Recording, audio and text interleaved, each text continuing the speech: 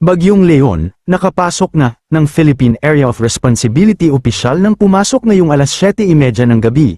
Ika-26 ng Oktubre taong 2024 ang tropical storm na may international name na Kung Ray at pinangalan na ng pag-asa bilang si Bagyong Leon. Posibleng magpapaulan ang outer rain bands ng Bagyong Leon sa bahagi ng Northern Luzon sa mga susunod na araw. Bagamat hindi ito inaasahang maglandfall sa kalupaan ng bansa sa ngayon, hindi inalis ang posibilidad na lalapit ito sa extreme northern Luzon sa mga susunod na araw.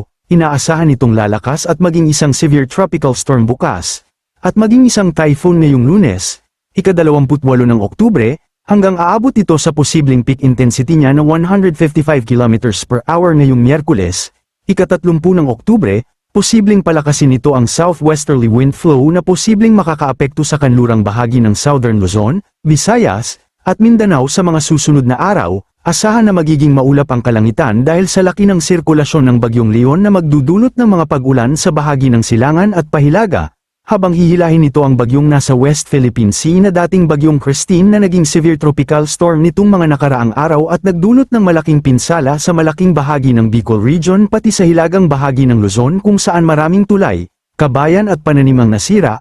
Marami ding buhay ang kinitil ng Bagyong Christine na may international name na Trami. Samantala, maaaring magbago pa ang forecast ng Bagyong Leon kaya manatiling nakatutok sa weather balita para sa mga bagong pang weather balita.